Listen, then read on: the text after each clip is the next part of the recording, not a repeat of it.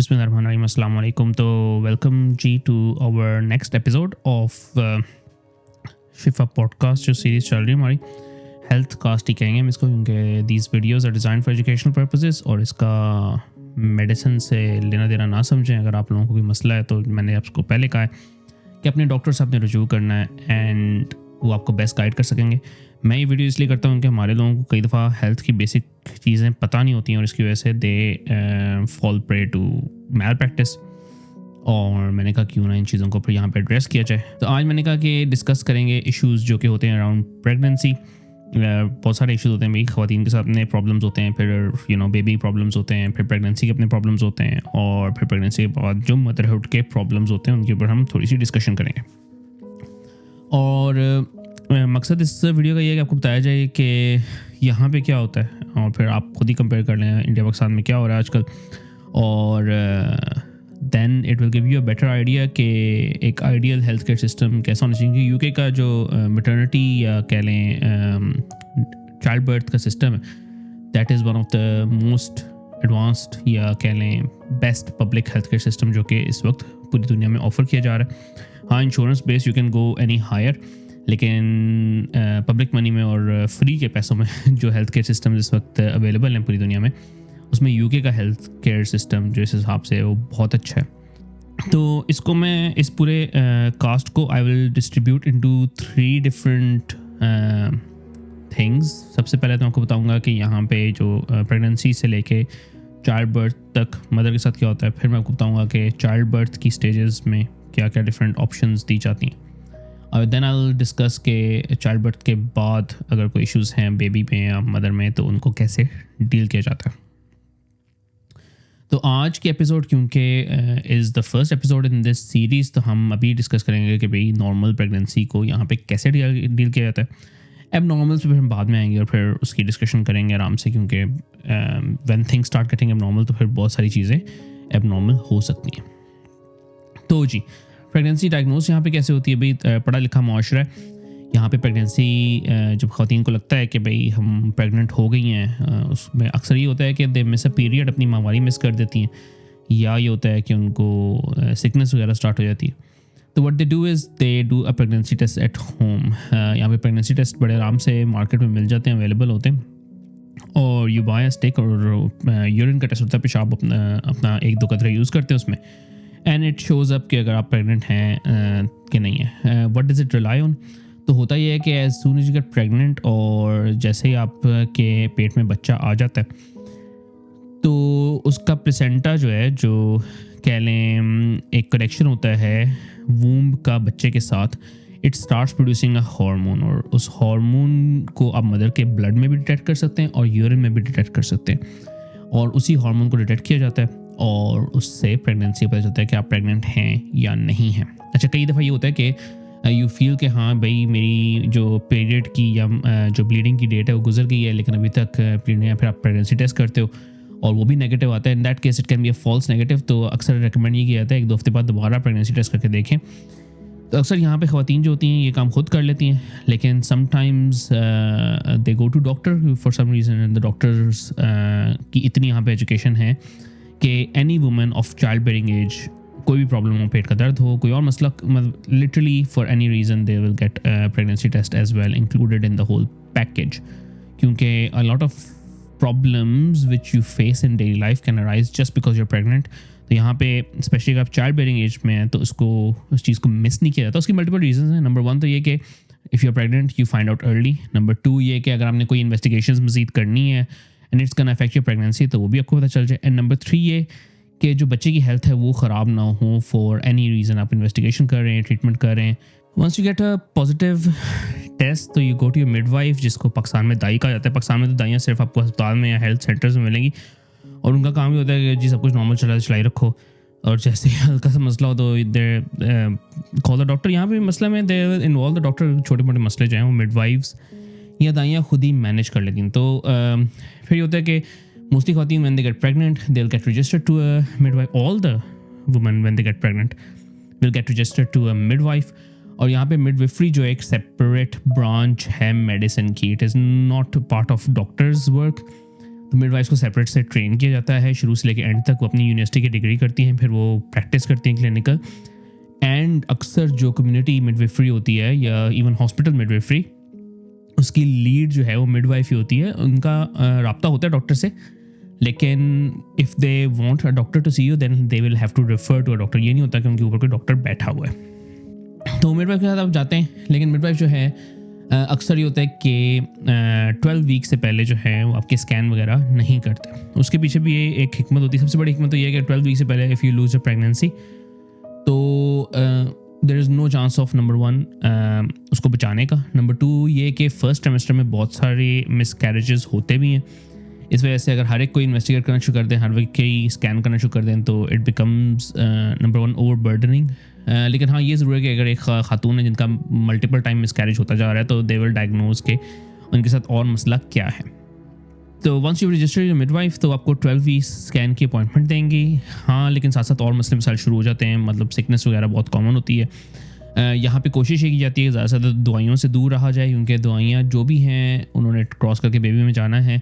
अब कुछ दवाइयाँ हैं जो ओवर द ईयर्स इतनी यूज़ हुई हैं कि दे आर कम्प्लीटली सेफ़, तो उनको यूज़ किया जाता है। और कुछ दवाइयाँ हैं जो उनका नहीं पता, उनको यूज़ नहीं किया जाता। तो सबसे पहले तो यही होता है, सिकनेस वगैरह होती है। सिकनेस में दे रिकमेंड हाइड्रेशन। वो कहते हैं कि आप वो जिंजर और लेमन टी वगैरह पिएँ, जिंजर बिस्किट्स लें, उससे जो है काफ़ी फ़र्क पड़ता है। होती यूजली जो है पहले 12 वीक्स या फर्स्ट ट्राइमेस्टर जिसको कहा जाता है उसमें ज़्यादा होती है, उसके बाद थोड़ा कम होना शुरू होती है। लेकिन it may return at the end, जब बच्चा या पेट बड़ा होना शुरू होता है तो उस वजह से सिकनेस भी फीलिंग आती है। तो जी पहला जब आपको क्लिनिक में अपॉइंटमेंट मिलती है मिडवाइफ के पास, वो 12 वीक्स में मिलती है। हाँ, अगर किसी को बहुत शौक है कि मैं पहले अपना स्कैन वगैरह कराऊं और देखूं अंदर क्या चल रहा है, तो you can get a private scan. Private scan की डिफरेंट कॉस्ट होती है डिपेंडिंग ऑन किस कंपनी के पास जाते हैं, कौन आपको कितना लूटना चाहता है उसके हिसाब से। It ranges anywhere from £100 to £400-500। और कुछ इस तरह स्कैन ब्लड टेस्ट भी होते हैं जिसमें आप you can find out the sex of the baby, और इवन कोई जेनेटिक एब्नॉर्मैलिटी तो नहीं चल रही। इस तरह की चीज़ें they are also done privately unless कि आपके पास कोई मसला हो, एंड देन गवर्नमेंट और पब्लिक के पैसे के ऊपर आपकी इन्वेस्टिगेशंस हो सकती हैं। खैर, you go for your 12 week test. 12 week में जाके सबसे पहले जो आपका स्कैन होता है, अल्ट्रासाउंड स्कैन में सबसे पहले तो दे विल कंफर्म कि जी आप वाकई प्रेग्नेंट हैं कि नहीं हैं। फिर वो ये देखते हैं कि एस्टिमेट लगाते हैं कि बेबी आपके पेट में कब आया है, और फिर उसके हिसाब से एस्टिमेट ये लगाते हैं कि उस बेबी की एज क्या है, फीटस कहते हैं स्टेज पे वैसे। फिर वो बताते हैं कि इसकी डिलीवरी डेट एक्सपेक्टेड क्या होगी, और फिर साथ साथ ये भी देखते हैं कि एक प्रेगनेंसी है, मल्टीपल प्रेगनेंसीज तो नहीं हैं, बच्चे 2-3 हैं, या प्लेसेंटा कहाँ पे हैं, आपका बच्चेदानी सही है, कोई मसला तो नहीं है। और कुछ टेस्ट स्पेशली अल्ट्रासाउंड में ऐसे हो सकते हैं जिससे फिर वो देख लेते हैं कि कोई बच्चे में जेनेटिक डिफॉर्मिटी के चांसेस हैं या नहीं हैं। अब ये 12 वीक स्कैन जो है ये 3 महीने विद इन प्रेगनेंसी आपके हो गया, और अगर कोई जेनेटिक डिफॉर्मिटी होगी तो पेरेंट्स को फिर मज़ीद टेस्टिंग के लिए कहा जाता है। वो मैं एबनॉर्मल प्रेगनेंसी में फिर आराम से डिस्कस करूँगा, क्योंकि उसका स्कोप बहुत बड़ा है। उसके अलावा यहाँ पे टेस्ट होते हैं मदर के टेस्ट सिर्फ इसलिए होते हैं देखने के लिए कि आपको एनीमिया तो नहीं है, खून की कमी तो नहीं है, आपके किडनीज सही काम कर रही हैं, लिवर सही काम कर रहा है, आपको शुगर वगैरह तो नहीं, क्योंकि इन सारी बीमारियों के कॉन्सिक्वेंसेस होते हैं for the baby and for your pregnancy. फिर आपके विटामिन के लेवल्स चेक किए जाते हैं, आपको विटामिन सप्लीमेंट्स दिए जाते हैं। कुछ विटामिन जो हैं वो प्रेगनेंसी के स्टार्ट में लेना ज़रूरी होते हैं, क्योंकि अगर आपकी डेफिशिएंसी हो तो बच्चे में डिफेक्ट्स आ सकते हैं, स्पेशली ब्रेन के, और जो हराम मगज स्पाइनल कॉर्ड या जो मेन नाड़ होती है जो कि ब्रेन से नीचे बैक बोन के ऊपर रन कर रही होती है, उसमें मसले मसाइल आ सकते हैं। तो यहाँ पे फॉलिक एसिड के नाम से दवाई होती है, वो आपको दी जाती है। अगर आपको खून की कमी है तो आपको उस हिसाब से आयरन की दवाइयाँ भी दी जाती हैं। अगर आपको किसी और सॉल्ट की कमी है, आपको सॉल्ट दिए जाते हैं। फिर आपके ड्रग्स देखते हैं कि आप कोई मेडिकेशन ले रहे हैं या नहीं ले रहे, तो वो पूरी की जाती है कमी। या कुछ मेडिकेशन होती हैं जो कि बच्चे के लिए अच्छी नहीं होती हैं, वो रुकवा दी जाती हैं। यहाँ पे एक ट्रेंड है काफ़ी ज़्यादा, क्योंकि obviously it's a western country, तो यहाँ पे अल्कोहल कंजम्पशन, स्मोकिंग और ड्रग्स का एक होता है रोल। अब मैं कह तो रहा हूँ कि वेस्टर्न कंट्री, लेकिन ये चीज़ें सारी पाकिस्तान में भी अब बहुत कॉमन हो गई हैं। तो smoking is very bad because आपके बच्चे जो हैं उनकी हेल्थ पे असर होता है। अल्कोहल इज़ नो, अगर आप प्रेगनेंसी में अल्कोहल लेते हैं तो your baby is gonna be messed, so please don't do it. And drugs as well, so क्योंकि ड्रग्स जो हैं वो आप तो ले रहे हैं, लेकिन वो ड्रग्स से मेरी मुराद ऑब्वियसली नारकोटिक्स हैं या ड्रग्स ऑफ अब्यूज़ जो है उनका मैं जिक्र कर रहा हूँ। तो जब आपने पहला टेस्ट तो करवा लिया, अगर आप नॉर्मल हैं तो आपका नेक्स्ट टेस्ट जो होगा मिडवाइफ के पास वो 20 वीक्स पे होगा। और अगर कोई एबनॉर्मेलिटी आती है तो फर्दर टेस्टिंग आपकी कर सकते हैं। उसमें ब्लड टेस्ट भी होते हैं, इस तरह अल्ट्रासाउंड स्कैन्स भी होते हैं। अगर बहुत ज़्यादा कंसर्न हो तो other imaging can also take place, जिसमें सीटी स्कैन होता है वगैरह वगैरह। उसकी मेन रीज़न ये है कि 20 वीक्स के से पहले जो है यहाँ पे मिस कैरेजेस, वैसे तो खैर किसी भी स्टेज पे when it is become threat to life of mother तो इट इज़ ऑफर्ड, लेकिन they give you that option because it's very early stage, और क्योंकि यहाँ पे इट्स लीगल और कोई इसके ऊपर कोई वो इस किस्म का मसले मसाइल नहीं समझे जाते, तो इट इज़ फ्रीक्वेंटली ऑफर्ड और a lot of women will go for that option as well. हर दफ़ा it is not always possible to detect all the abnormalities even by imaging blood tests and हमको बताया कि खून के test भी होते हैं, उनमें भी कई दफ़ा आप डिटेक्ट कर सकते हैं, लेकिन everything is not 100% sensitive. तो अगर आप जितने बड़ी टेस्ट करा लें हर चीज़ नॉर्मल आई, उसमें भी देयर इज़ अ चांस, और अगर कोई एबनॉर्मेलिटी आ भी गई है दैट डजंट मीन कि जी आपका बच्चा एबनॉर्मल होगा, तो आपको सारा का सारा एजुकेट भी किया जाता है, आपको काउंसल भी किया जाता है, आपको हर चीज़ हर पॉइंट पे डिस्क्राइब की जाती है। You get a lot of material on internet, a lot of material in hand out, जो आपको बुकलेट्स दी जाती हैं ताकि आप वो पढ़ लें।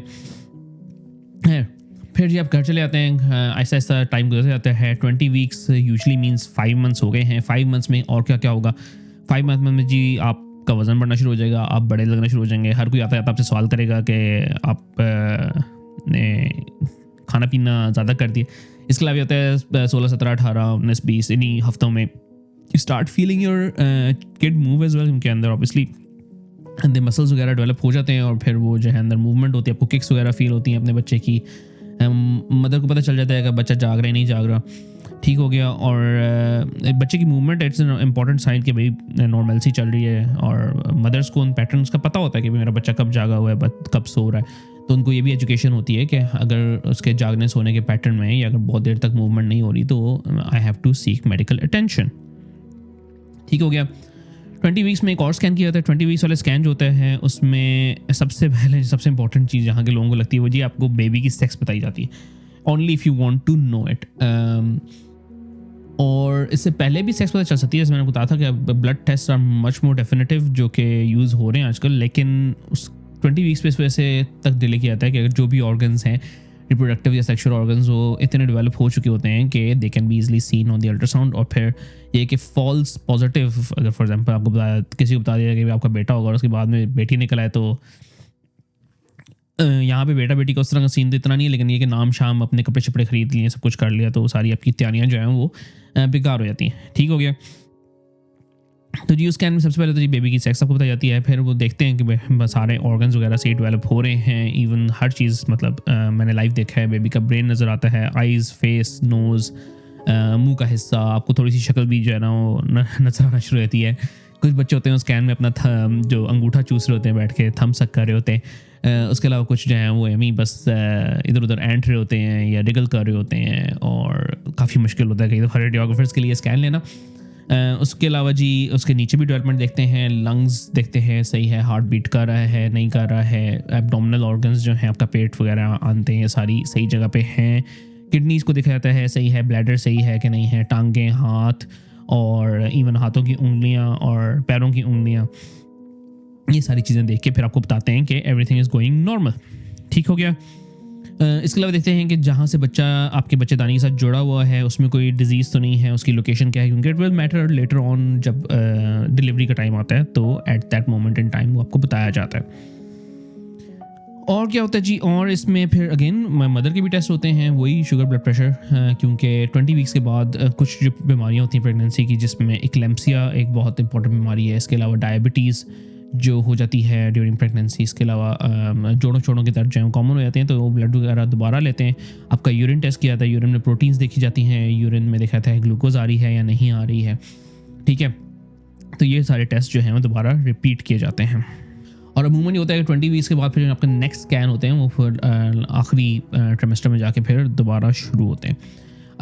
20 वीक्स के बाद जो अगर आपकी मिडवाइफ अपॉइंटमेंट्स जो हैं वो तो चलती रहती हैं, उसमें मिडवाइफ जो है वो आपके पेट के अंदर जो आपके बच्चेदानी की हाइट है उससे अंदाज़ा लगा देते हैं कि बच्चे की ग्रोथ सही हो रही है नहीं हो रही, और जो बच्चे के पानी है वो नॉर्मल चल रहा है नहीं चल रहा है। इवन अगर पेट पे गौर से सुने तो आपको बच्चे की हार्ट बीट जो है वो मदर के पेट से भी सुनाई दे देती है। तो वो सारी चीज़ें जो हैं उसमें they are trained and they will look for it. वो ये भी देखते हैं कि आपकी अपनी सही चल रही है, हेल्थ की प्रोग्रेस सही हो रही है, आपका ब्लड प्रेशर सही है, शुगर सही है, और कितनी फ्रीक्वेंटली देखते हैं। इट ऑल डिपेंड्स ऑन कि आपकी प्रोग्रेस कैसी जा रही है और उनका past experience about these things कैसे चल रहा है। If they feel कि they need to see you more frequently तो they'll see you more frequently. If they feel कि भाई आपसे हर चीज़ सही जा रही है तो 30-31 weeks तक they will not try and see you, और फिर 30-31 weeks के बाद they will see you on a weekly basis क्योंकि you are nearing the end of pregnancy। अच्छा, end of pregnancy जो 37 weeks से 42 weeks तक किसी भी टाइम होती है तो आपको 5 weeks का वो गैप दिया जाता है जिसमें आपका बेबी बॉर्न हो सकता है, and that is considered as term. Term का मतलब ये होता है कि आपके बच्चे ने जितना टाइम अपने पेट में नॉर्मली गुजारना था वो गुजार चुका है। 37 वीक से पहले अगर बेबी पैदा होता है उसको प्री टर्म कहा जाता है, और तो प्री टर्म के साथ ही होता है कुछ मेडिकल कंडीशंस जो हैं वो एसोसिएटेड होती हैं, वो अगर आप कहोगे तो मैं आपको आराम से बताऊंगा।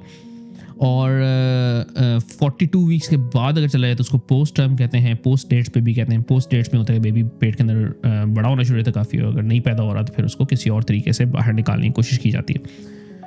तो सेकेंड ट्रिमेस्टर या 24 वीक्स के बाद जो प्रॉब्लम्स होते हैं उसमें जो मदर्स को फ्रीक्वेंटली प्रॉब्लम्स होते हैं, उसमें बैक वगैरह की पेन शुरू होती है। उसकी रीज़न ये होती है इन प्रेपरेशन फॉर बर्थ आपकी बोन्स और आपके लिगामेंट्स जो हैं सारे रीमॉडल होते हैं, जिसकी वजह से कई सारे जो आपके जॉइंट्स होते हैं वो लूज़ हो जाते हैं और उसकी वजह से फिर आपको पेन्स वगैरह आती हैं। इसके अलावा पेट के बिल्कुल नीचे फ्रंट में भी पेन होती है, उसको पेल्विक पेन कहा जाता है। आपकी जो पेल्विस की बोन्स हैं वो भी आपस में एक दूसरे से सेपरेट होती हैं, बच्चे के लिए जगह बन रही होती है उसके निकलने के लिए, तो वो पेन्स भी मदर्स को फील होती हैं।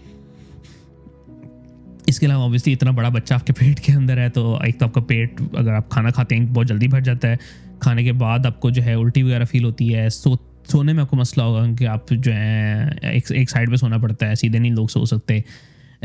इसके अलावा एकदम से आपको भूख लग जाएगी क्योंकि जब बच्चे को भूख लगती है तो वो उठ के टांगे छांगे मारता है, फिर आपको भी उठा देता है और फिर आपको एकदम से फील होता है ओह मुझे बड़ी शदीद किस्म की भूख लगी हुई है। फिर जी जब बच्चा टांगे रख के चौकड़ी मार के आपके ब्लैडर के ऊपर बैठ जाए तो आपको वक्फे वक्फे से जो है ना ऐसे करके पेशाब आना शुरू हो जाता है, तो वो भी चीज़ फैक्टर होती है। फिर क्या होता है जी आहिस्ता आहिस्ता ऑब्वियसली अपने बेबी को अपने बर्थ देनी है, उसके बाद अपने उसको फीड भी करना है, तो आपके जो ब्रेस्ट होता है या बूब्स होते हैं वो बड़े होना शुरू हो जाते हैं, उनकी डेवलपमेंट होती है। फिर क्योंकि अल्लाह मियाँ ने एक निज़ाम रखा हुआ है कि भाई बच्चे की फीड वाला अपरेटस भी उसके साथ साथ फिर बड़ा होता है। आप you start feeling more tired और it is a lot to do with hormones, क्योंकि जो भी प्रेगनेंसी के हार्मोन्स हैं दे हैव अ टेंडेंसी के they make you feel a bit tired, they make you feel more hungry, उससे आपको भूख ज़्यादा लगती है, आपको टायर्डनेस होती है, आपकी बॉडी में पानी रिटेन होता है। It is all preparation for what you are going through. मतलब जो बच्चे की ग्रोथ के आखिरी ट्राइमेस्टर होता है, आखिरी 3 महीने होते हैं, उसमें मैक्सिमम ग्रोथ होती है, और इवन इन दैट पीरियड कहते हैं कि जो लास्ट 4 वीक्स हैं उसमें बच्चा बहुत तेज़ी से वेट गेन करता है पेट के अंदर, ठीक है ना, up to 1 kilo weight gain हो जाता है। और ये वेट वगैरह के एस्टिमेट्स भी अल्ट्रासाउंड स्कैन में लगाए जा सकते हैं कि बच्चे का मास देख के बच्चे की चौड़ाई कितनी है, हड्डियों की डेंसिटी कितनी है, उन सब चीज़ों से वेट का एस्टिमेट भी दे दिया जाता है।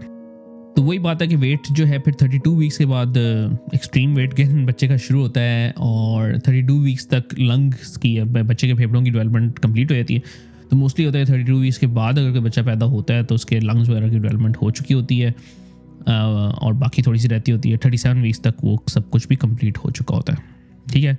इसके अलावा ये होता है कि आपकी बच्चेदानी है उसने बर्थ देनी है, और उसके लिए क्या होता है कि बच्चेदानी जो आपके सेल्स हैं, जो मसल्स हैं, वो डेवलप होते हैं, साथ आपके अंदर हार्मोन्स इस तरह के प्रोड्यूस होते हैं कि the वूम the uterus starts contracting, उसमें थोड़ी सी कॉन्ट्रैक्शंस आती हैं जो आपको फील भी होती हैं, और कई दफ़ा तो ख़वातीन को लगता है कि वो अब तो बच्चा होने लगा है, लेकिन दे आर फॉल्स कॉन्ट्रैक्शंस। उनके लिए BH कॉन्ट्रैक्शंस या ब्रैक्सटन हिक्स कॉन्ट्रैक्शंस का नाम ही होता है, अब इतनी कॉम्प्लिकेशन में क्या जाना है, but the simple thing is के देयर शॉर्ट लास्टिंग। आप जहाँ की मिडवाइफ जो है आपको एजुकेट करती हैं, दे टेल यू कि भाई ये सब जो है it is a normal part of pregnancy, और वो फिर आपके साथ उसी तरह एजुकेशन उनकी चलती रहती है। नॉर्मली आफ्टर 20 वीक्स स्कैन्स नहीं किए जाते अनलेस कोई एब्नॉर्मैलिटी नज़र आए, और सारी केयर जो होती है जैसे बताया वो मिडवाइफ लेड होती है, कम्युनिटी मिडवाइफ आपको देखती हैं, और at the time of birth अगर you feel like you want to give birth at home तो आपके घर में अरेंजमेंट्स किए जाते हैं और कम्युनिटी मिडवाइफ आके आपकी बर्थ करवाती। इफ़ यू फील लाइक नहीं भी मैंने हॉस्पिटल जाना है, जो कि ज़रा सिंपलर प्रोसेस है, तो they will take you to hospital. Even there hospital के अंदर भी डॉक्टर से आपका इंटरेक्शन बिल्कुल नहीं होता. It is only midwives who deal with you. And then even discharge तक मिडवाइफ आपको आपके लिए केयर करती है. हाँ, अगर फॉर सम रीज़न खुदा न खास्ता किसी भी मौके पे कोई अबनॉर्मैलिटी आ जाए, then you will be referred to obstetrician, जो कि बेबी स्पेशलिस्ट या प्रेगनेंसी स्पेशलिस्ट डॉक्टर्स कह लें होते हैं. और they will then assess the situation और फिर वो they will give their input in that matter. इसी तरह अगर किसी खातून को हो कि भाई मुझे बड़ा ऑपरेशन ही करवाना है, सिजेरियन सेक्शन करवाना है, मैं नॉर्मल डिलीवरी नहीं करवानी, वो भी उसके काफ़ी सारे रीज़न होते हैं, आपको बताऊंगा आराम से किसी अगली वीडियो में. Then there also refer to obstetrician, जो जच्चा बच्चा के डॉक्टर्स होते हैं. तो ये हैं जी यहाँ की प्रेगनेंसी सर्विसेज. अब इसमें शुरू से एंड तक आपने देखा कि मैंने आपको बताया कि everything is midwife led. Midwife is a specialized unit और उसको A to Z पता है प्रेगनेंसी से रिलेटेड. जो चीज़ उनको नहीं पता, they will seek some more guidance. And because there is separate service, तो it doesn't interfere with the normal doctors working, जो कि ऑब्स्टेट्रिशियंस होते हैं, जच्चा बच्चा के डॉक्टर होते हैं, उनके साथ इंटरफेरेंस नहीं होती. मदर को बेनिफिट्स ऑब्वियसली यहाँ पे बहुत सारे होते हैं. मैं आपको ब्रीफली मेंशन कर देता हूँ. They will get once your near delivery, आपको 1 साल की छुट्टी अप टू 1 ईयर ऑफ मिल जाता है फ्रॉम वर्क, जिसमें से पहले 2 महीने फुली पेड होते हैं, बाकी 4 महीने उसके बाद हाफ पेड होते हैं, और उसके बाद आपको मैटरनिटी अलाउंस मिलता है. अगर आप काम नहीं करते तभी आपको मैटरनिटी अलाउंस मिलता है. It is basically allowance from the government या from the tax payers for you to maintain your pregnancy. तो अगर आप प्रेगनेंट हो रहे हैं तो it is not just a burden on you, but it's a facilitation from the government side कि भाई आपने खाना पीना भी करना है, अपने बच्चे की रखवाली करनी है, आपने अपने लिए वार्म एनवायरनमेंट रखना है, सब कुछ करना है, तो उसके लिए दे will give you that supplement, जो कि अक्सर लोगों को जो कि एलिजिबल है उनको मिलता है. देन यहाँ पे जी ये जो डेंटल कवर होता है, it is very expensive task, लेकिन mums get dental cover from the time they get pregnant to 1 year after birth. ठीक है ना, तो you can get any dental treatment in that time. उसके अलावा ये होता है कि whenever you go to your midwife, they will keep asking you कि डोमेस्टिक वायलेंस के चक्कर तो नहीं है, आपके शौहर आपको तंग तो नहीं करते, कोई और बंदा तो आपको तंग नहीं कर रहा, या आपको सेक्शुअली अब्यूज तो नहीं किया. इस तरह की चीज़ें जो हैं वो सारी डिस्कस होती हैं. एंड सेफ गार्डिंग होती है भाई कि अगर कोई इस तरह का मसला है भी तो they will have measures in place कि वो आपको प्रोटेक्ट करेंगे.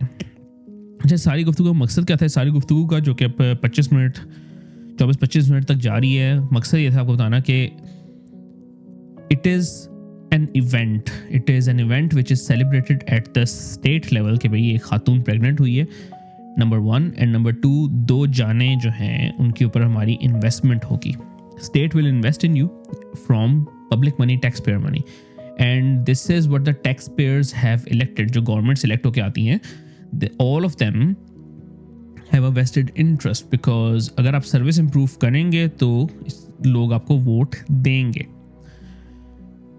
अब वो जो पैसा आपके ऊपर इन्वेस्ट हो रहा है वो आपको वापस भी नहीं करना. क्यों? क्योंकि you are bringing a life to the country, और the total concept is कि जितने स्टेट के बंदे होंगे they will contribute towards the prosperity of the state, they will contribute towards the development and for the future progress of the state.